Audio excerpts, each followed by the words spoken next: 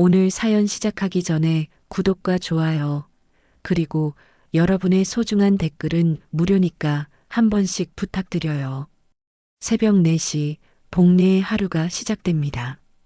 80살 나이에도 새벽잠이 없어진 지 오래죠.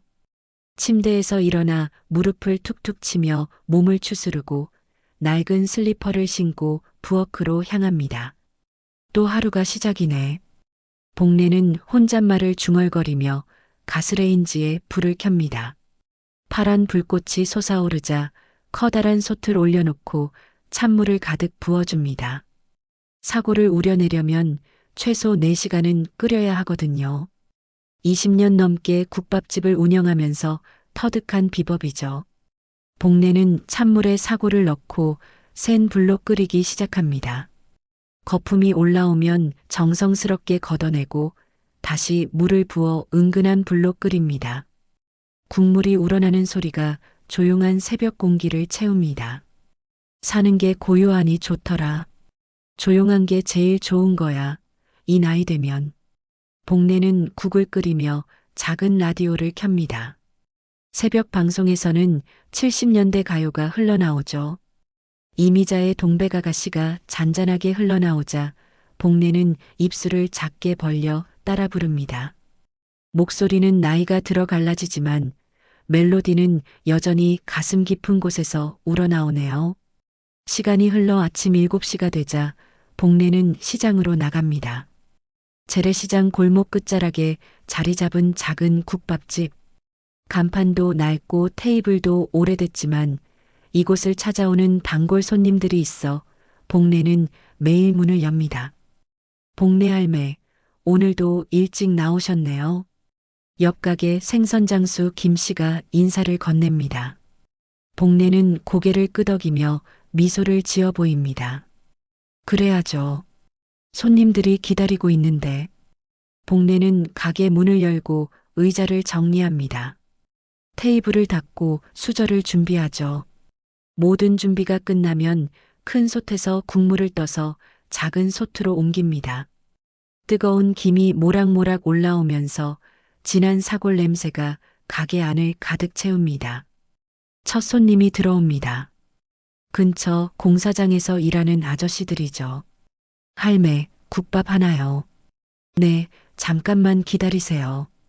복내는 뜨거운 국물에 밥을 말아 내어줍니다. 김치와 깍두기도 함께 올려놓고요. 손님은 후루룩 소리를 내며 국밥을 먹습니다. 그 소리가 복내에게는 하루 중 가장 듣기 좋은 소리입니다.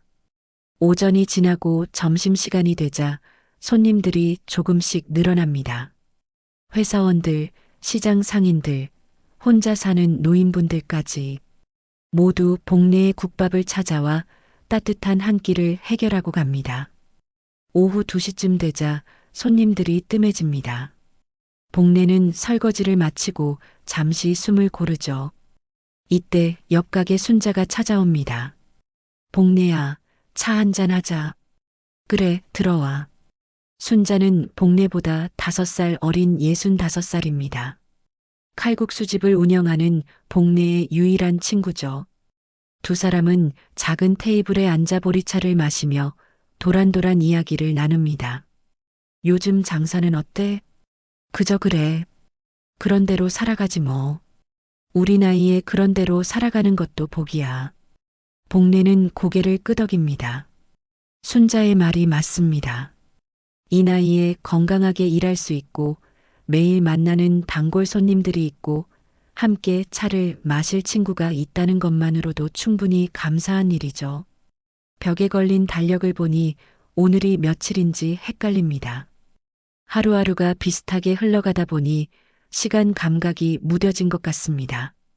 복내는 달력 옆에 걸린 액자를 바라봅니다. 25살쯤 되어 보이는 젊은 남자의 사진이 액자 속에 들어 있습니다. 성우야. 복내는 작은 목소리로 손자의 이름을 부릅니다. 사진 속 성우는 환하게 웃고 있습니다. 복내가 키운 외동딸이 낳은 아들이죠. 딸은 성우를 낳고 일찍 세상을 떠났고 복내가 손자를 키웠습니다. 사진 아래에는 낡은 편지 봉투가 놓여 있습니다. 복례는 그 편지를 한 번도 열어보지 않았습니다. 성우가 세상을 떠나기 전 남긴 편지인데 아직 열어볼 용기가 나지 않습니다. 복례야, 또 성우 생각하고 있어? 순자가 조심스럽게 물어봅니다. 복례는 고개를 끄덕입니다. 가끔 그래. 이 나이에 먼저 보낸 자식 생각하는 것만큼 서러운 일이 어디 있겠어. 그래도 넌 성우를 잘 키웠어. 착한 아이였잖아. 복례는 씁쓸하게 웃습니다. 성우는 정말 착한 아이였습니다. 할머니에게 효도하고 공부도 잘하고 친구들과도 잘 어울렸죠. 그런데 왜 그리 일찍 세상을 떠났을까요? 저녁 시간이 다가오자 순자가 자리에서 일어납니다. 그럼 나는 가봐야겠어. 저녁 장사 준비해야지. 그래, 고생해. 순자가 나간 후 복례는 혼자 앉아 조용히 차를 마십니다. 시장 골목으로 행상들의 목소리가 들려옵니다. 고구마요, 달달한 고구마. 과일이요, 싱싱한 과일. 복례는 그 소리들을 들으며 마음이 평온해집니다.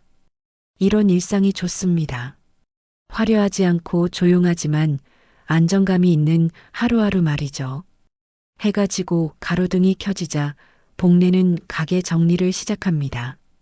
설거지를 마치고 테이블을 닦습니다. 내일 아침에 쓸 재료들을 준비하고 가스레인지 불을 확인합니다. 모든 정리가 끝나자 복례는 성우의 사진을 한 번 더 바라봅니다. 성우야, 할머니는 오늘도 잘 살았어. 내일도 이렇게 살아갈게. 복례는 전등을 끄고 가게 문을 닫습니다. 조용한 시장 골목을 걸어 집으로 향하는 복례의 뒷모습이 가로등 불빛 아래서 길게 그림자를 만듭니다. 복례의 평온한 일상이 흔들리기 시작한 것은 그 다음 주 화요일 아침이었습니다. 평소처럼 새벽에 국을 끓이고 가게 문을 열어 첫 손님들을 맞이하고 있던 때였죠. 아이고, 큰일 났어. 큰일 났다고. 시장 입구 쪽에서 누군가 소리를 지르며 뛰어오는 소리가 들렸습니다. 복례는 국자를 들고 있던 손을 멈추고 귀를 기울였습니다. 점점 가까워지는 발소리와 함께 생선가게 김씨 아줌마의 목소리가 또렷하게 들려왔죠. 도둑이야, 도둑. 내 돈봉투 들고 도망갔어. 김씨 아줌마는 숨을 헐떡이며 복례의 국밥집 앞까지 뛰어왔습니다. 얼굴은 새빨갛게 상기되어 있고 손은 부들부들 떨리고 있었죠. 김씨, 무슨 일이야? 천천히 말해봐.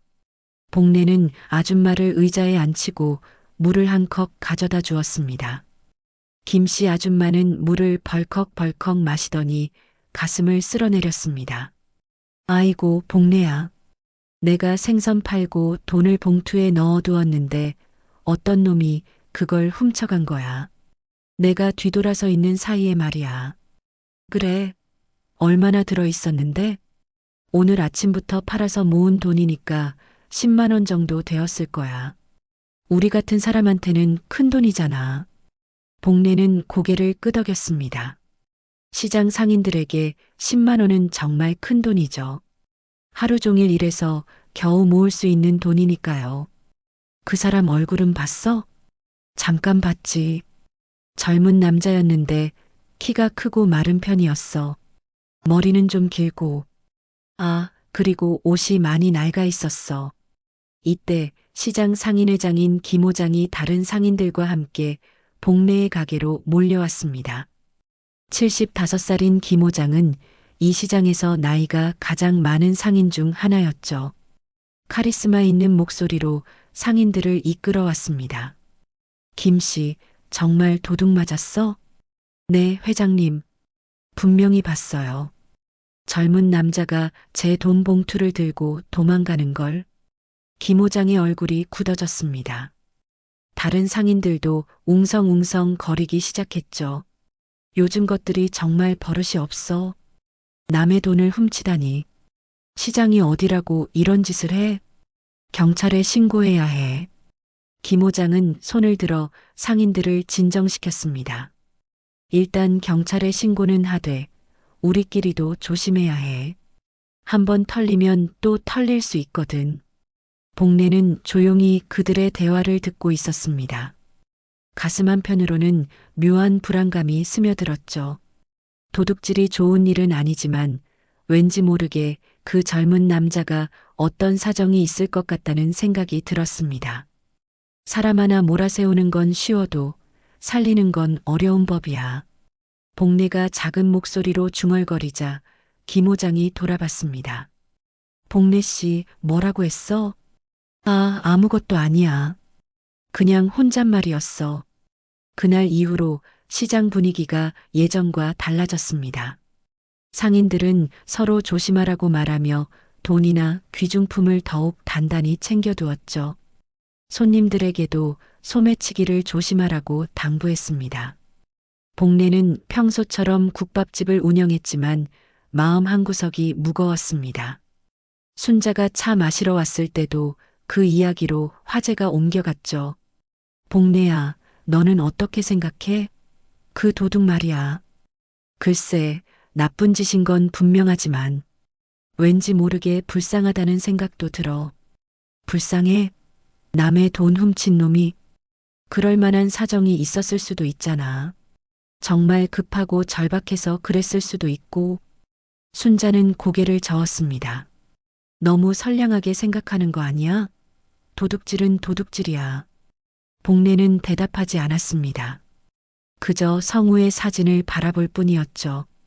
손자가 살아있을 때 가끔 이런 이야기를 했던 기억이 났습니다.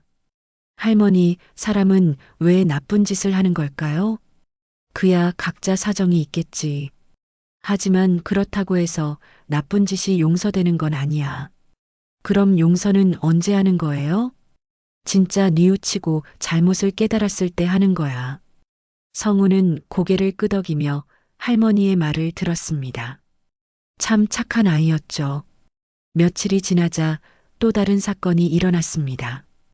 이번에는 과일 가게에서 과일 몇 개가 사라진 것이었습니다. 그리고 그 다음 주에는 떡집에서 떡 몇 개가 없어졌죠. 김호장은 점점 화가 났습니다. 이놈이 계속 우리 시장을 털고 있어. 이런 식으로는 안 되겠어. 상인의 모임에서 김호장은 강력한 대책을 주장했습니다. 우리끼리 자경단을 만들어야 해.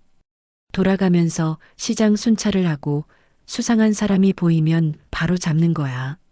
좋은 생각이네요, 회장님. 그래야 해.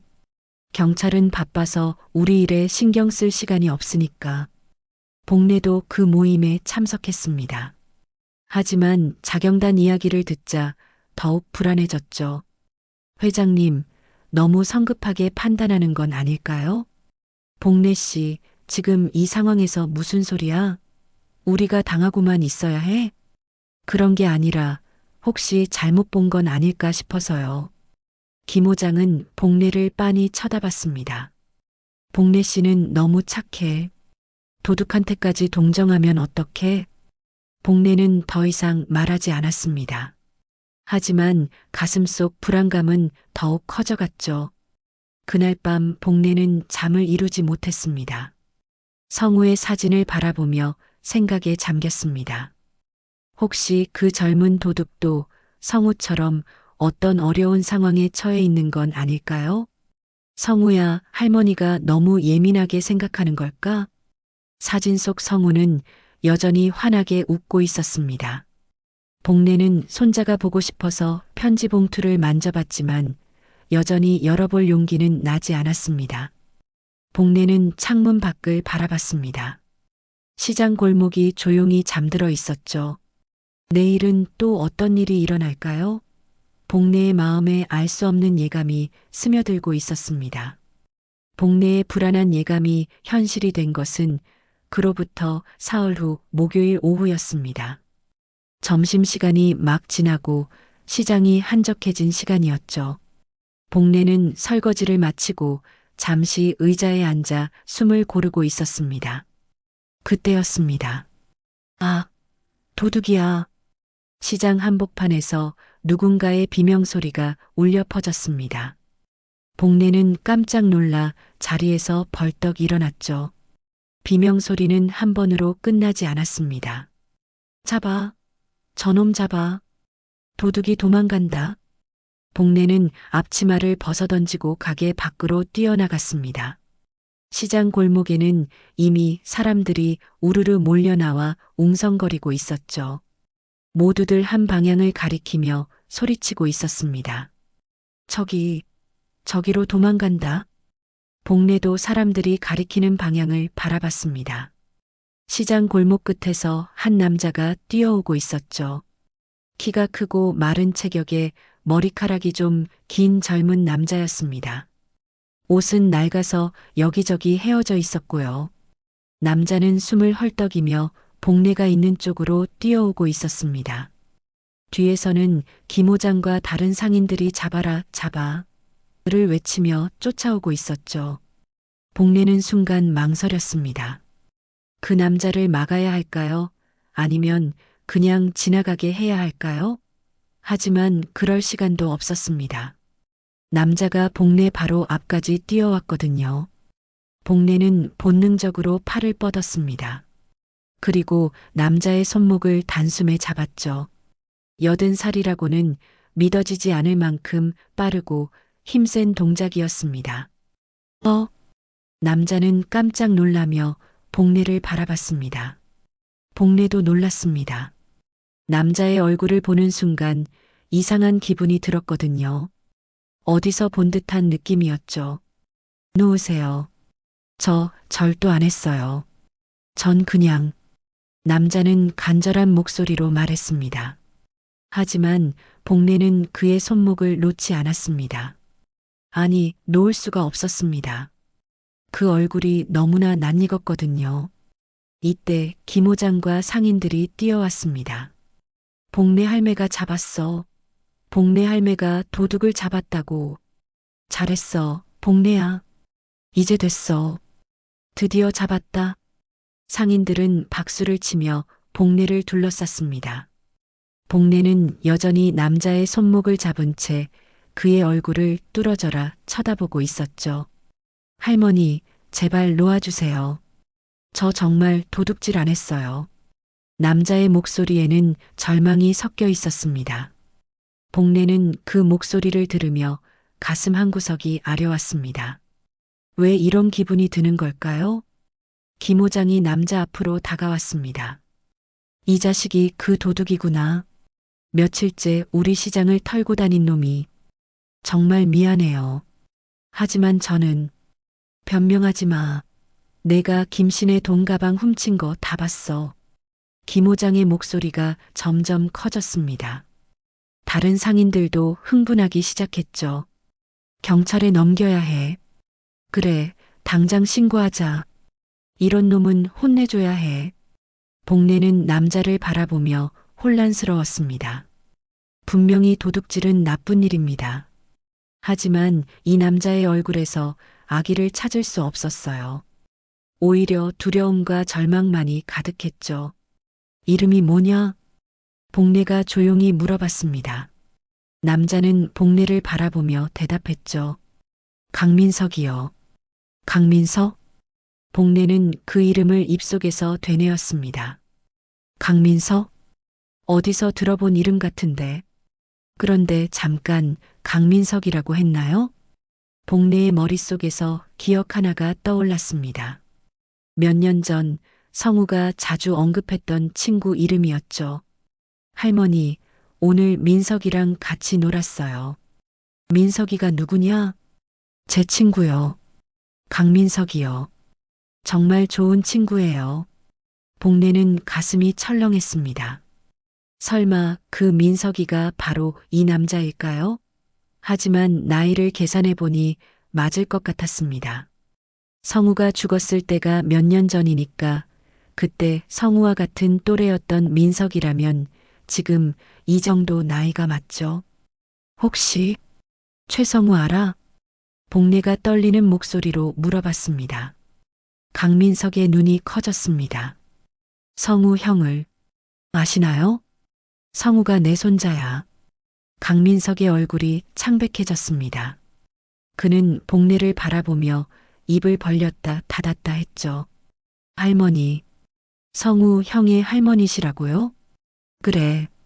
김호장이 짜증스럽게 끼어들었습니다. 복례야, 지금 뭐라는 거야?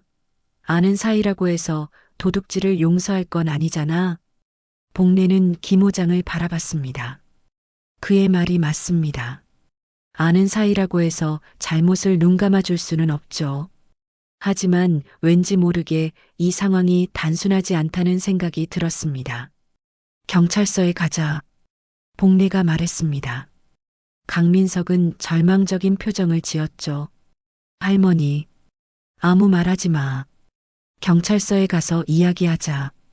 복례는 강민석의 손목을 놓지 않았습니다. 하지만 그의 손목을 잡은 손에는 힘이 빠져 있었어요. 마치 그를 보호하듯이 감싸고 있는 것 같았죠. 김호장과 상인들은 만족스러워했습니다. 그래, 경찰서에 가서 확실히 하자. 복례 할매 덕분에 드디어 잡았네. 이제 시장이 안전해지겠어. 하지만 복례의 마음은 편하지 않았습니다. 강민석을 바라보니 성우가 생각났어요. 성우도 이 나이였을 때 이런 모습이었죠. 키가 크고 마르고 순한 눈빛을 가진. 경찰서로 가는 길에 복례는 계속 생각했습니다. 성우가 그렇게 좋아했던 친구 민석이가 왜 이런 일을 하게 되었을까요? 무슨 일이 있었던 걸까요? 강민석은 고개를 숙인 채 말없이 걸었습니다. 가끔 복례를 힐끔 쳐다봤지만 말을 걸지는 않았죠. 복례는 손자 성우가 보고 싶어졌습니다. 만약 성우가 살아있다면 이 상황을 어떻게 생각했을까요? 친구를 도와줬을까요? 아니면 잘못을 지적했을까요? 경찰서가 가까워질수록 복례의 마음은 더욱 무거워졌습니다. 뭔가 중요한 일이 일어날 것 같은 예감이 들었거든요. 경찰서에 도착했을 때는 해가 기울어가는 오후 5시쯤이었습니다. 복례는 강민석의 손목을 잡은 채 경찰서 문을 열고 들어갔죠. 김호장과 몇몇 상인들도 함께 따라왔습니다. 신고하러 왔습니다. 이 사람이 우리 시장에서 도둑질을 했습니다. 김호장이 큰 목소리로 말했습니다. 경찰관은 강민석을 바라보며 조서를 작성하려 했죠. 잠깐만요. 복례가 갑자기 말했습니다. 저 사람하고 먼저 이야기할 시간을 주세요. 왜요, 복례 씨? 김호장이 의아해했습니다. 복례는 경찰관에게 부탁해서 강민석과 따로 대화할 시간을 얻었죠. 조그만 상담실에서 두 사람이 마주 앉았습니다. 복례는 강민석의 얼굴을 자세히 살펴봤어요. 너 이름이 뭐라고 했지? 강민석이요. 민석이. 성우랑 늘 같이 다녔던 그애. 복례는 혼잣말처럼 중얼거렸습니다. 강민석의 눈이 커졌어요. 혹시 성우 형을 아세요? 성우가 내 손자야. 강민석은 얼굴이 새하얗게 질렸습니다. 할머니, 성우 형의 할머니시라고요? 복례는 고개를 끄덕였습니다. 그리고 기억을 떠올렸죠. 몇 년 전 성우가 자주 언급했던 친구 이름이었습니다. 할머니, 오늘 민석이랑 같이 놀았어요. 정말 좋은 친구예요. 그래, 성우가 너 이야기 많이 했어. 착한 친구라고. 강민석의 눈에 눈물이 맺혔습니다. 성우 형, 정말 좋은 사람이었어요. 그런데 너는 왜 이런 일을 하게 되었니? 할머니, 저 정말 도둑질 안 했어요. 강민석은 간절한 목소리로 말했습니다. 그럼 왜 도망갔니? 저는 그냥 배가 고파서 시장에 갔던 거예요. 밥 냄새가 그리워서. 밥 냄새? 네. 예전에 성우 형이랑 할머니 국밥집에서 밥 먹었던 기억이 나서요. 그때가 너무 그리워서. 복례는 기억났습니다. 몇 년 전 성우가 친구를 데려와서 같이 국밥을 먹었던 그 아이가 바로 민석이었죠. 바닥에 떨어진 봉투를 주워서 돌려주려고 했는데 갑자기 도둑이라고 소리를 지르더라고요. 그래서 무서워서 도망갔어요. 강민석의 말에는 진실이 담겨 있었습니다. 복례는 더 중요한 질문을 했죠. 혹시 너 예전에 성우 때문에 소년원에 간 적 있니? 강민석은 움찔했습니다. 그리고 천천히 고개를 끄덕였어요. 어떻게 아세요? 말해봐. 그때 무슨 일이 있었는지.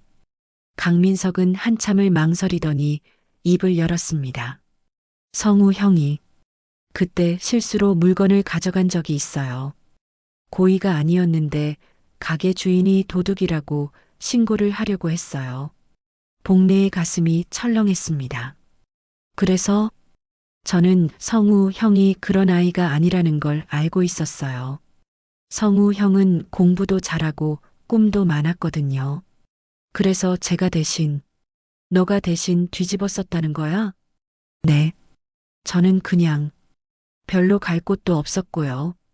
복례는 숨이 막혔습니다. 손자가 저지른 실수를 이 아이가 대신 짊어진 거였습니다. 성우는 그 사실을 알고 있었니? 아니요. 성우 형은 끝까지 몰랐어요. 그 후에는 소년원에서 나왔을 때 성우 형은 이미 강민석은 더 이상 말을 잇지 못했습니다. 복례는 모든 것을 깨달았죠. 민석이 소년원에 있는 동안 성우가 세상을 떠난 거였습니다. 복례는 눈물이 흘렀습니다. 손자를 위해 희생한 아이가 이렇게 힘들게 살고 있다니. 그리고 자신은 그런 아이를 도둑으로 몰아세웠다니. 민석아, 미안해. 정말 미안해. 할머니가 왜 미안하세요? 할머니가 너를 알아보지 못했어. 성우를 지켜준 고마운 아이를. 이때 상담실 문이 열렸습니다. 김 호장이 들어왔죠. 복례 씨, 조서 작성해야 하는데 언제까지 이야기할 거예요? 복례는 일어났습니다. 그리고 단호하게 말했어요. 회장님, 저 사람 도둑 아니에요. 뭐라고요? 제가 잘못 봤어요. 저 아이는 도둑이 아니에요. 김 호장은 어리둥절했습니다. 복례 씨, 무슨 소리예요? 분명히 저 사람이. 아니에요. 확실해요. 복례는 강민석을 바라봤습니다. 강민석은 믿을 수 없다는 표정으로 복례를 쳐다보고 있었죠. 할머니, 걱정하지 마. 할머니가 지켜줄게. 복례는 경찰관에게 가서 말했습니다. 신고를 취소하겠습니다. 제가 잘못 본 것 같아요. 하지만 다른 목격자들도 있는데 그분들도 저처럼 잘못 보신 거예요. 이 아이는 도둑이 아닙니다. 김 호장이 화를 냈습니다. 복례 씨, 정신 차려요. 저 사람이 분명히. 회장님, 복례가 김 호장을 똑바로 바라봤습니다. 저를 믿어주세요. 이 아이는 절대 도둑이 아니에요. 복례의 단호한 목소리에 김 호장도 할 말을 잃었습니다. 결국 신고는 취소되었고 강민석은 풀려났죠. 경찰서를 나오면서 강민석이 말했습니다. 할머니, 감사해요. 정말 감사해요. 고마워할 건 내가 해야지. 성우를 지켜준 너에게. 복례는 강민석의 어깨에 손을 올렸습니다. 이제 할머니와 함께 가자. 밥이나 먹고. 그렇게 두 사람은 저녁 노을이 지는 길을 함께 걸어갔습니다. 복례와 강민석이 국밥집으로 돌아왔을 때는 이미 해가 완전히 진 후였습니다. 시장 골목은 조용했고 대부분의 가게들은 문을 닫은 상태였죠. 들어와, 민석아. 복례는 가게 문을 열며 강민석을 안으로 데려갔습니다. 강민석은 주저하며 뒤따라 들어왔어요. 할머니, 저 때문에 시장 사람들과 사이가 나빠질 텐데. 그런 걱정은 하지 마. 앉아. 복례는 강민석을 의자에 앉히고 부엌으로 갔습니다. 아직 따뜻하게 남아있는 국물에 밥을 말아 큰 그릇에 담았죠. 많이 먹어. 얼마나 굶었을까봐 마음이 아프더라. 강민석은 떨리는 손으로 숟가락을 들었습니다. 첫 숟가락을 입에 넣자 눈물이 주르륵 흘러내렸어요. 맛있어요. 정말 맛있어요. 성우 형이랑 같이 먹었던 그 맛이에요. 그래, 천천히 먹어. 이때 옆 가게 순자가 급하게 뛰어들어왔습니다. 복내야, 큰일 났어. 왜 그래, 순자야? 시장 사람들이 난리가 났어. 내가 도둑을 풀어줬다고 해서 모두 화가 나 있어. 특히 김 호장이 정말 화가 나서. 순자는 강민석을 보고 잠시 말을 멈췄습니다. 이 사람이 그 도둑이라는. 순자야, 앉아. 너한테 중요한 얘기를 해야겠어. 복내는 순자를 앉히고 진실을 털어놓기 시작했습니다. 이 아이가 우리 성우 친구야. 그리고 예전에 성우를 지키려고 소년원에 간 아이야. 뭐라고? 순자는 깜짝 놀랐습니다.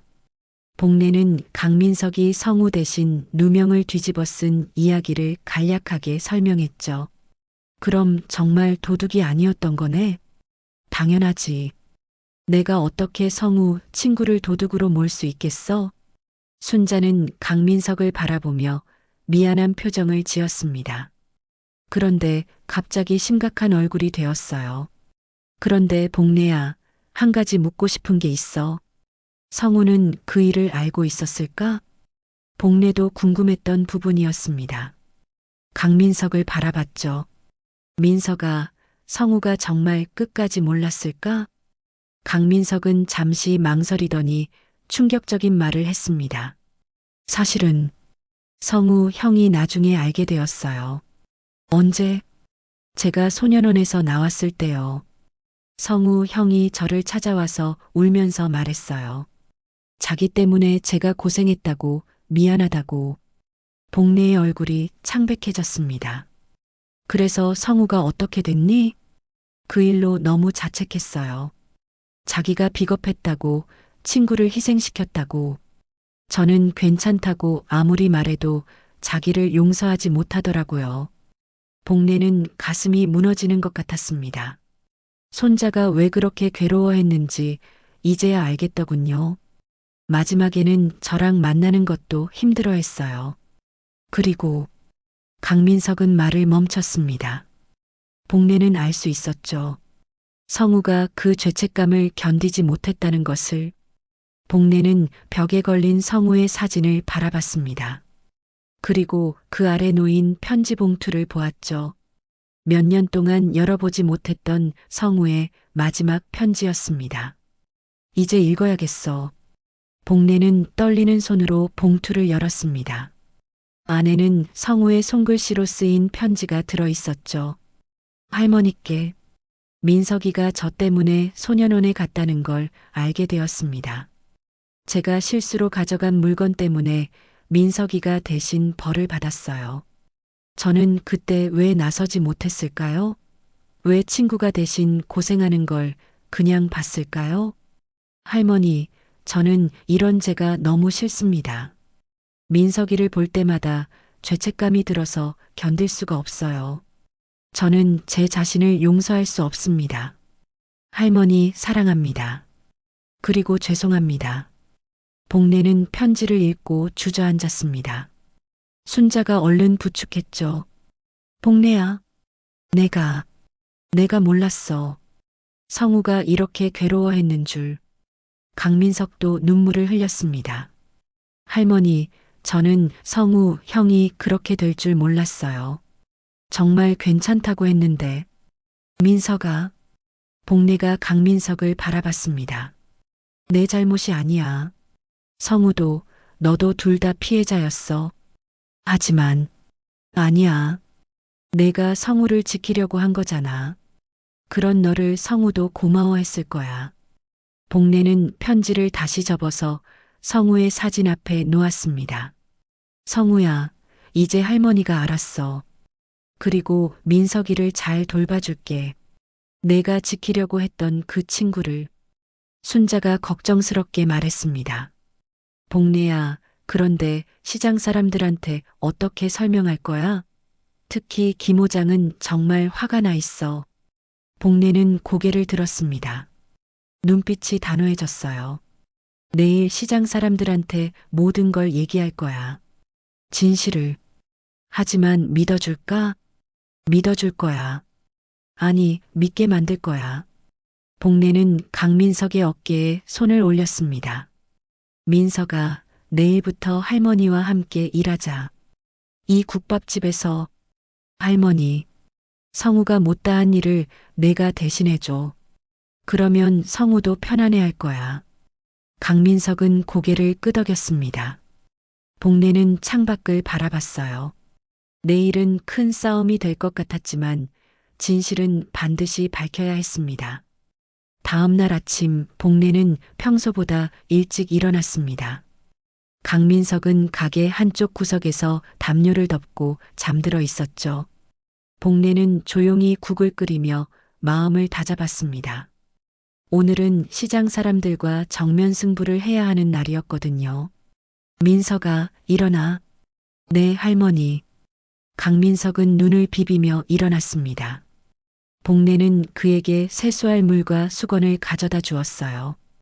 오늘 힘든 하루가 될 것 같다. 준비됐니? 네, 할머니. 할머니가 곁에 계시니까 괜찮아요. 그때 가게 문이 거칠게 열렸습니다. 김 호장이 몇몇 상인들과 함께 들어온 것이었죠. 얼굴들이 모두 굳어 있었습니다. 복례 씨, 우리 이야기 좀 합시다. 김 호장의 목소리는 차갑게 식어 있었습니다. 앉으세요, 회장님. 앉을 것까지는 없어요.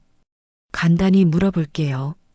저 도둑을 왜 집에 데려와서 재우고 있는 거예요? 도둑이 아니라고 했잖아요. 복례 씨, 정신 차려요. 우리가 다 봤는데 무슨. 회장님. 복례가 김 호장의 말을 끊었습니다. 이 아이가 누군지 아세요? 그게 중요해요? 도둑은 도둑이지. 제 손자 친구예요. 그리고 복례는 심호흡을 했습니다. 이제 모든 것을 털어놓을 때였어요. 이 아이는 예전에 제 손자를 지키려고 소년원에 간 아이예요. 상인들이 웅성거리기 시작했습니다. 무슨 소리예요? 몇 년 전 일이에요. 제 손자 성우가 실수로 물건을 가져간 적이 있었어요. 그걸 이 아이가 대신 뒤집어 쓰고 소년원에 갔습니다. 김 호장이 코웃음을 쳤습니다. 복례 씨, 그게 사실이라고 해도 지금이랑 뭔 상관이에요? 지금 도둑질을 한 건 사실이잖아요. 아니에요. 이 아이는 도둑질을 하지 않았어요. 그럼 김씨의 돈 봉투는 어떻게 설명할 거예요? 강민석이 앞으로 나섰습니다. 제가 설명드릴게요. 너는 가만히 있어. 김 호장이 소리쳤습니다. 하지만 강민석은 물러서지 않았어요. 저는 그날 배가 고파서 시장에 갔어요. 할머니 국밥집이 그리워서요. 그런데 바닥에 봉투가 떨어져 있더라고요. 그래서 주워서 돌려드리려고 했어요. 그런데 갑자기 도둑이라고 소리를 지르시더라고요. 김 호장이 화를 냈습니다. 말도 안 되는 소리. 그럼 왜 도망갔어? 무서웠어요. 예전에 억울하게 소년원에 간 적이 있어서 또 그런 일이 생길까봐. 이때 생선가게 김씨 아줌마가 끼어들었습니다. 잠깐만요. 제가 그때 상황을 다시 생각해 봤는데 모든 사람들이 김씨 아줌마를 바라봤습니다. 사실 저도 정확히 보지는 못했어요. 뒤돌아서 있다가 돌아보니까 그 사람이 제 봉투를 들고 있더라고요. 그래서 도둑이라고 생각했는데 그것 봐요. 복례가 말했습니다. 정확히 보지도 못했으면서 도둑이라고 단정한 거잖아요. 김 호장은 여전히 의심스러워했습니다. 그래도 수상하긴 마찬가지예요.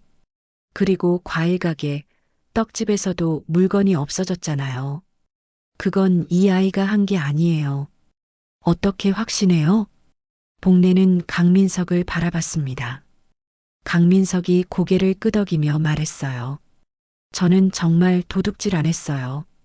배가 고팠지만 그래도 남의 물건을 훔치지는 않았어요. 믿을 수 없어요. 김 호장이 단호하게 말했습니다. 복래 씨, 당신이 너무 감정적으로 판단하는 거예요. 손자 친구라고 해서 무조건 편드는 거 아니에요? 복래는 가슴이 아팠습니다. 하지만 포기할 수 없었어요. 회장님, 제발 믿어주세요. 이 아이는 정말 착한 아이예요. 착하다고 해서 도둑질을 안 하는 건 아니잖아요. 이때 순자가 가게로 뛰어들어왔습니다. 복래야, 큰일 났어. 뭔 일이야? 진짜 도둑을 잡았어. 경찰이 잡았다고. 모든 사람들이 놀랐습니다. 뭐라고? 방금 경찰이 와서 그러는데 다른 시장에서도 똑같은 수법으로 도둑질하던 사람을 잡았대. 그 사람이 우리 시장 것도 자백했다고. 김 호장의 얼굴이 굳어졌습니다. 정말이야? 응. 경찰이 확인해 달라고 하는데 강민석 씨하고는 완전히 다른 사람이래. 복래는 안도의 한숨을 쉬었습니다. 드디어 진실이 밝혀진 거였어요. 그것 봐요, 회장님. 민석이는 정말 도둑이 아니었어요. 김 호장은 할 말을 잃었습니다. 다른 상인들도 어리둥절해했죠. 그럼 우리가 잘못 본 거였네요. 생선가게 김씨 아줌마가 미안한 표정으로 말했습니다. 강민석 씨, 정말 죄송해요. 제가 성급하게 판단했어요. 강민석은 고개를 저었습니다. 괜찮아요. 충분히 그럴 수 있는 상황이었어요. 김 호장도 마지못해 사과했습니다. 미안합니다. 제가 너무 흥분했네요. 복래는 눈물이 났습니다. 드디어 강민석의 억울함이 풀린 거였어요. 민석아, 이제 괜찮아. 할머니, 감사해요. 할머니가 믿어주지 않았다면 당연한 일을 했을 뿐이야. 김 호장이 조심스럽게 물어봤습니다. 그런데 복래 씨, 강민석 씨는 앞으로 어떻게 하실 거예요? 우리 가게에서 일하게 할 거예요. 정말이에요? 네. 이 아이도 일자리가 필요하고 저도 혼자 가게 하기 힘들었거든요. 상인들이 서로 바라봤습니다. 그리고 하나둘씩 고개를 끄덕이기 시작했어요. 그렇게 하세요. 우리가 도와드릴 일이 있으면 언제든지 말씀하세요. 감사합니다. 상인들이 나간 후 복래와 강민석은 서로를 바라봤습니다. 민석아, 이제 정말 새로 시작하는 거야. 네, 할머니. 열심히 할게요. 그래, 성우도 하늘에서 기뻐할 거야. 복래는 성우의 사진을 바라봤습니다. 오늘부터 강민석과 함께 새로운 하루를 시작하게 되었어요. 늦었지만 모든 오해가 풀렸고 이제 진짜 평화가 찾아올 것 같았습니다. 오해가 풀린 지 일주일이 지났습니다. 복래의 국밥집에는 이제 강민석이 함께 일하고 있었죠. 처음에는 어색했지만 점점 손발이 맞아가고 있었습니다. 민석아, 국물간 좀 봐줘. 네, 할머니. 강민석은 국자로 국물을 떠서 맛을 보았습니다. 복래가 가르쳐준 대로 정성스럽게 간을 맞추고 있었어요. 조금 더 짠 것 같은데요? 그럼 물을 조금 더 넣어. 네. 두 사람은 자연스럽게 대화하며 일했습니다. 마치 오래전부터 함께 일해온 것처럼요. 점심시간이 되자 손님들이 하나둘씩 들어오기 시작했습니다. 처음에는 강민석을 경계하던 손님들도 이제는 편안하게 인사를 건넸죠. 민석 씨, 오늘도 수고 많아요. 감사합니다. 강민석은 정중하게 인사하며 국밥을 내어주었습니다. 복래는 그 모습을 보며 흐뭇해했어요. 이때 한 손님이 들어왔습니다. 정장을 차려입은 중년 남성이었죠. 복래는 처음 보는 얼굴이라서 조금 의아했습니다. 어서 오세요. 국밥 하나 주세요. 남자는 구석 자리에 앉았습니다. 강민석이 국밥을 가져다 드렸죠. 맛있게 드세요. 고맙습니다. 남자는 조용히 국밥을 먹었습니다. 그런데 자꾸 강민석을 힐끔힐끔 쳐다보는 것이었어요. 복례는 이상하다고 생각했지만 별말 하지 않았습니다. 식사를 마친 남자가 계산을 하러 왔습니다. 맛있었습니다. 감사합니다. 또 오세요. 그런데 남자는 자리를 뜨지 않고 강민석을 바라봤습니다. 혹시 강민석 씨 맞나요? 강민석이 깜짝 놀랐습니다. 네, 맞는데요. 누구시죠? 저는 청소년 보호소에서 일하는 김상훈이라고 합니다. 복례도 놀랐습니다. 청소년 보호소라니 강민석이 있었던 그곳 말인가요? 아, 강민석의 얼굴이 굳어졌습니다. 혹시 제가 무슨 잘못을... 아니에요. 걱정하지 마세요. 김상훈이 손을 저었습니다. 오히려 좋은 소식을 가져왔어요. 좋은 소식이요? 복례가 궁금해서 물어봤습니다. 김상훈은 미소를 지으며 설명했어요. 사실 저희가 민석 씨를 찾고 있었어요. 몇 년 전 사건을 재조사하게 되었거든요. 재조사요? 네. 당시 민석 씨가 대신 죄를 뒤집어 썼다는 새로운 증언이 나왔어요. 강민석과 복례는 서로를 바라봤습니다. 누가 증언을? 최성우 씨가 남긴 기록이에요. 복례의 가슴이 뛰었습니다. 성우가 뭔가 남겨놨다는 말인가요? 성우가? 네. 성우 씨가 마지막에 보호소에 편지를 보냈더라고요. 자신이 저지른 일을 민석 씨가 대신 벌받았다고 진실을 밝혀달라고. 복례는 눈물이 났습니다. 성우가 마지막 순간에도 민석이를 생각했던 거였어요. 그래서 어떻게 되는 거죠? 강민석이 떨리는 목소리로 물어봤습니다. 민석 씨의 기록을 정정할 예정이에요. 그리고 김상훈이 서류 봉투를 꺼냈습니다. 국가에서 보상금도 지급하기로 했어요. 억울하게 고생한 것에 대한 사과의 의미로요. 강민석은 믿을 수 없다는 표정이었습니다. 정말, 정말인가요? 네, 정말이에요. 그리고 민석 씨가 원한다면 직업훈련도 받을 수 있어요. 복례가 강민석의 어깨를 두드렸습니다. 민석아, 잘됐다. 정말 잘됐어. 할머니. 강민석은 눈물을 흘렸습니다. 오랜 억울함이 마침내 풀리는 순간이었어요. 그런데 저는 지금 여기서 일하고 있어요. 할머니와 함께. 물론이죠. 직업훈련은 원할 때 받으시면 되고 지금 하시는 일을 계속하셔도 됩니다. 김상훈이 따뜻하게 말했습니다. 다만 한 가지 부탁이 있어요. 무엇인가요? 저희 보호소에 있는 아이들에게 가끔 와서 이야기해 주실 수 있나요? 희망을 잃지 말라고, 진실은 언젠가 밝혀진다고. 강민석은 고개를 끄덕였습니다. 그럼요. 제가 할 수 있는 일이라면. 김상훈이 자리에서 일어났습니다. 그럼 저는 이만 가보겠습니다. 서류는 일주일 안에 모든 절차가 끝날 거예요. 감사합니다. 정말 감사합니다. 김상훈이 나간 후 복례와 강민석은 잠시 말없이 서 있었습니다. 민석아. 네, 할머니. 성우가 너를 끝까지 생각했구나. 네. 형은 정말 좋은 사람이었어요. 복례는 성우의 사진을 바라봤습니다. 이제 정말 모든 일이 제자리를 찾아가는 것 같았어요. 할머니, 저는 여기서 계속 일하고 싶어요. 정말이니? 네. 여기가 제 집 같아요. 그리고 할머니는 제게 가족 같은 분이세요. 복례는 강민석을 꼭 안아주었습니다. 고마워, 민석아. 정말 고마워. 제가 더 감사하죠. 할머니가 저를 믿어주지 않았다면. 이제 그런 말 하지 마. 우리는 가족이야. 그날 저녁 복례는 성우의 편지를 다시 읽어봤습니다. 편지 끝에 있던 한 줄이 새롭게 다가왔어요. 민석이를 잘 부탁합니다. 복례는 편지를 접어서 성우의 사진 옆에 놓았습니다.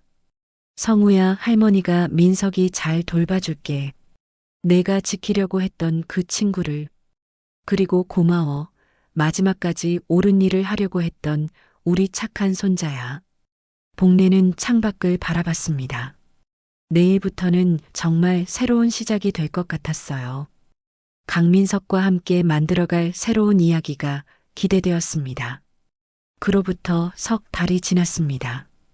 가을이 깊어가는 어느 날, 복례의 국밥집은 언제나처럼 따뜻한 김이 모락모락 피어오르고 있었습니다.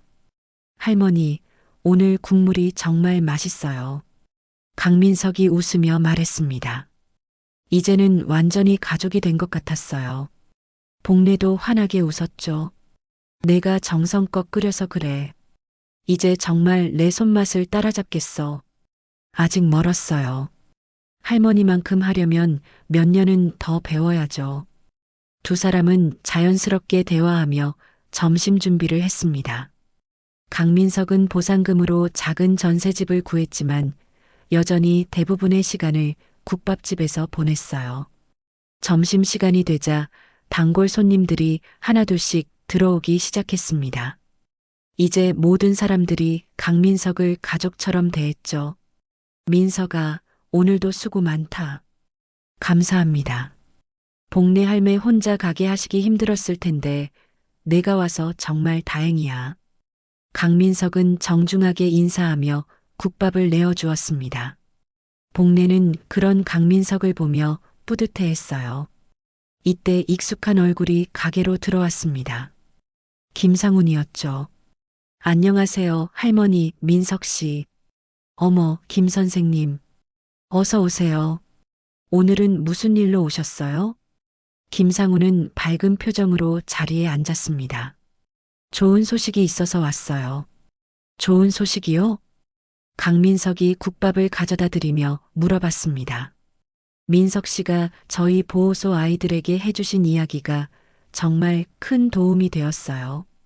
지난달부터 강민석은 일주일에 한 번씩 청소년 보호소를 방문해서 아이들과 이야기하고 있었습니다.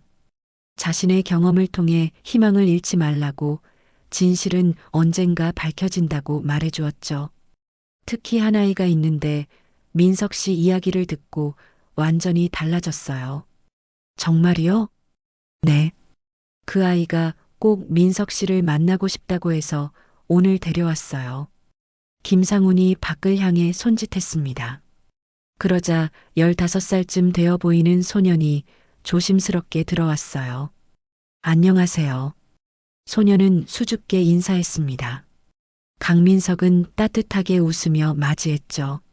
안녕, 이름이 뭐야? 박준호요. 준호야, 앉아. 배고프지? 강민석은 준호에게 국밥 한 그릇을 내어주었습니다.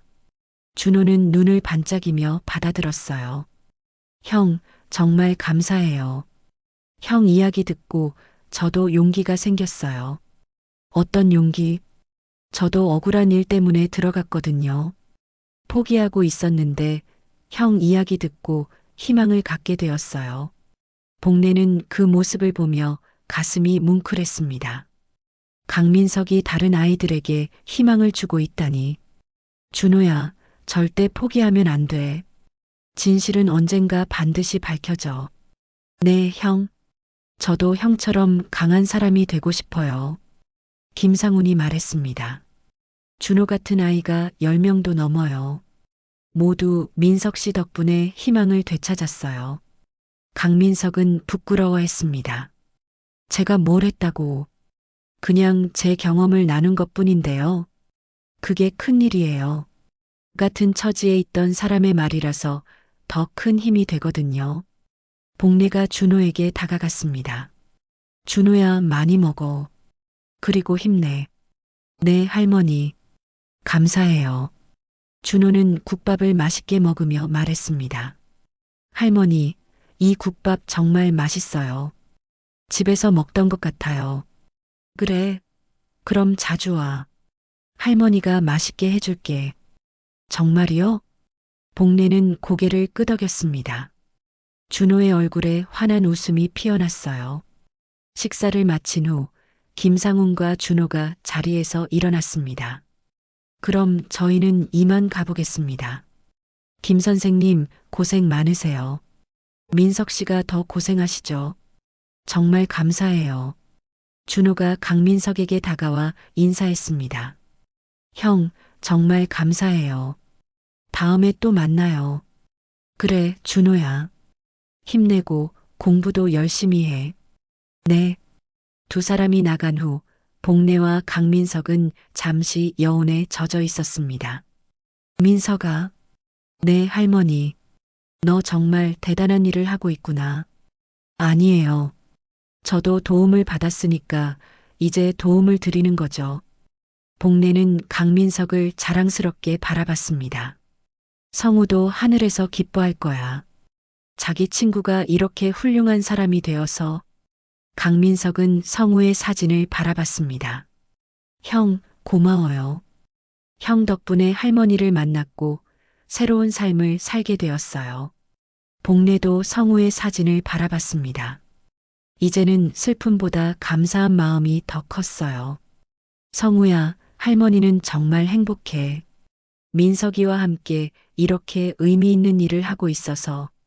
저녁이 되자 복례와 강민석은 함께 가게 정리를 했습니다.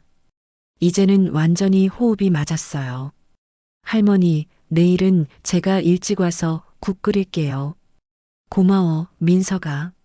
아니에요. 저야말로 감사하죠. 복례는 강민석의 어깨에 손을 올렸습니다. 우리 이렇게 계속 함께 하자. 어때? 네, 할머니. 제가 더 바라는 일이에요. 두 사람은 마지막 정리를 마치고 가게 문을 닫았습니다. 시장 골목에는 가로등이 켜져 있었고 저 멀리서 준호와 같은 아이들이 꿈을 키워가고 있었죠. 복례는 하늘을 올려다봤습니다. 성우야, 고마워. 민석이를 할머니에게 보내줘서. 이제 할머니는 정말 행복해. 강민석도 하늘을 바라봤습니다.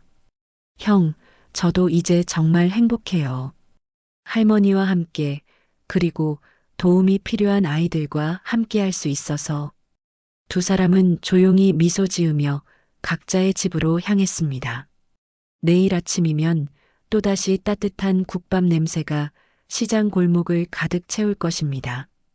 그리고 그 따뜻함은 복례와 강민석을 넘어서 더 많은 사람들에게 전해질 것이었어요.